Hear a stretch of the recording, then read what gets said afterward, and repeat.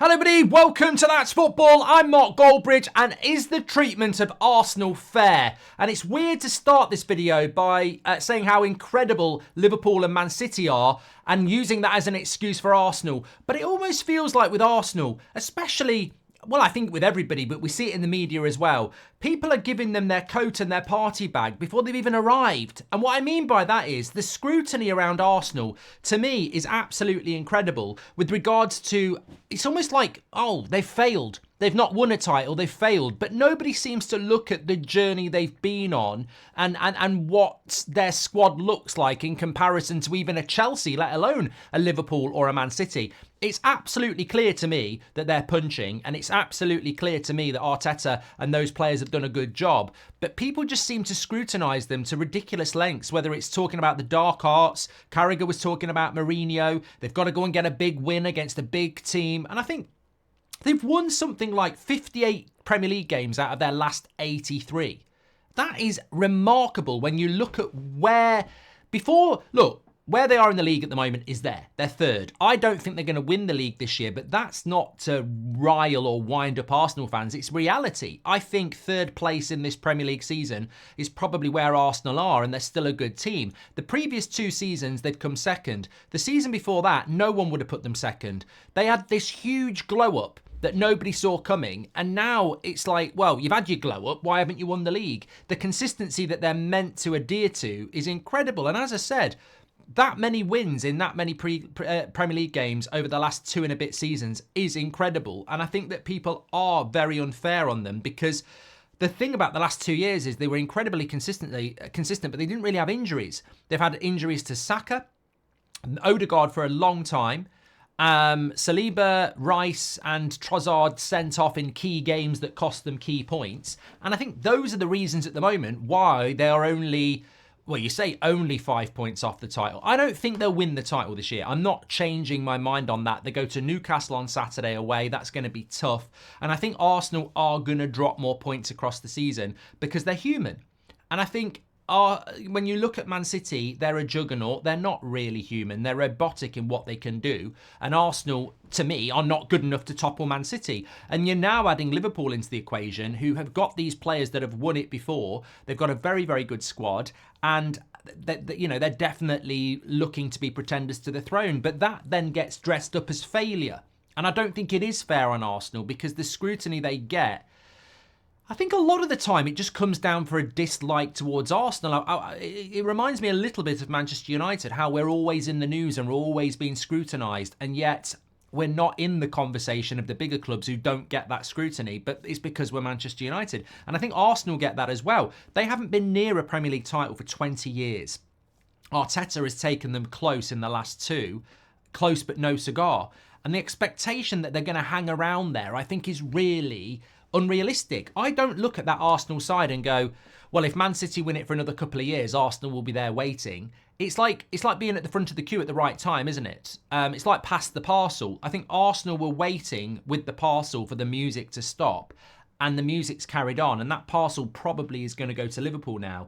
And if the music stops, they will be there to open up the prize. But the music stopping is Man City stopping winning. And Arsenal, I don't look at that Arsenal side and go, you're just that good and dominant that you're going to be waiting for that Man City music to stop. It might move on to Liverpool. It might move on to Chelsea. That doesn't mean what Arsenal have achieved over the last 2 years is bad. Realistically, and I don't want to talk about 1-1-5s or anything like that, but you can say Man City are a juggernaut, and if you took them out of the title race over the last 10 years, okay, it would be very, very different, but Arsenal would have won the league comfortably. So I think that I genuinely do think that some of the analysis on Arsenal is unfair, and I don't think that if you lose an Odegaard or a Saka or a Saliba, or you pick up a couple of injuries or red cards, I don't think that they have that. I think their core team is one of the best in Europe, but fatigue, injury, suspensions, they have sort of caught up with them this year. They knew at the end of last year that to win the league from Man City, you've got to basically win every week. And as soon as they dropped those points against Brighton, that would have been in their head like, have we already started to do the things you can't afford to do? And the honest answer is yes. I think 5 points off the top, it's going to be too much. But people who are sort of talking about Arteta's deficiencies. That's what frustrates me. This talk of this dark arts or Mourinho-esque football. It's incredible. Like, you don't win that many games if you're somebody that parks the bus. I don't think that Mikel Arteta has got anywhere near the squad that Man City have got. And I don't think that on Sunday against Liverpool, he felt the confidence that he had what Liverpool had either. So I think for proportions of that game against two of the best teams in the league, factually, he decided to sit in and try and defend. Now, obviously, I think he did it too soon at the Emirates against Liverpool, but he had 10 men against Man City. So I do genuinely think that they are sometimes over-scrutinised, and I think it is a bit unfair. And the danger of that is that you don't know what you've got till it's gone, and these sort of things can snowball. And if they keep taking a pop at Arsenal, how long before Arsenal fans start to believe it, and then it's like, maybe Arteta's not the guy? What I'm trying to say is, I don't look at Arsenal and go, if they replace Arteta for, I don't know, the next hipster manager, or Nagelsmann after the World Cup or whatever, he will come in and win because Arteta couldn't do it. I think Arteta's getting the absolute limit out of what he's got. What I think makes Arsenal win the league is 5 more world-class players, a world-class striker, a couple of midfielders, probably a winger, and then probably another fullback. You give him 5 top players like that, that's how I think Arsenal go to the next level. I don't think it's a managerial thing. I don't think a stylistic thing. You look at Man City, if Pep Guardiola walks away and let's use Nagelsmann walks in, I expect him to keep winning league titles. When Klopp walked away, a lot of people thought, well, maybe Liverpool will fall off. I didn't. I hoped, but I didn't. I thought, you know what? If they bring the right guy in with a similar style of football to Klopp, and they maintain the core, and that core is on board, there is no reason to see that Liverpool would drop off, and they haven't. So, but with Arsenal, I don't think if you bring Arne Slot into Arsenal, he's going to make them title winners. I think Liverpool have a very good squad, Man City have a super squad, and Arsenal do not have that squad quite yet. And I think that's where Arsenal fall short. I don't think it's about Arteta, and I don't think it's about style of play. But I think there is this movement to try and make...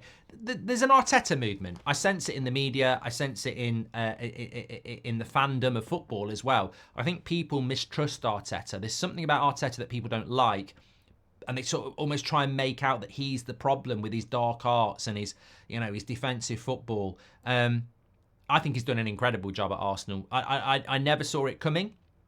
I could see what he was trying to do, but I never saw this sustained success coming. And whilst I don't think they'll win the league this year because I think that gap is already getting too big, they'll comfortably be third. They'll comfortably be top 4. And what is it about that Arsenal squad that makes you think that it should just be fighting for the title every year? If you're overachieving at some point, then you will settle down to where you are. And I personally think Arsenal probably are third, second best in the Premier League at the moment. I don't think this season they look like they did maybe last season. And I think there's a reason for that. I think injuries and suspensions have sort of halted what they can do. And you can see the 6 or 7 points they would have had if it wasn't for suspensions and injuries.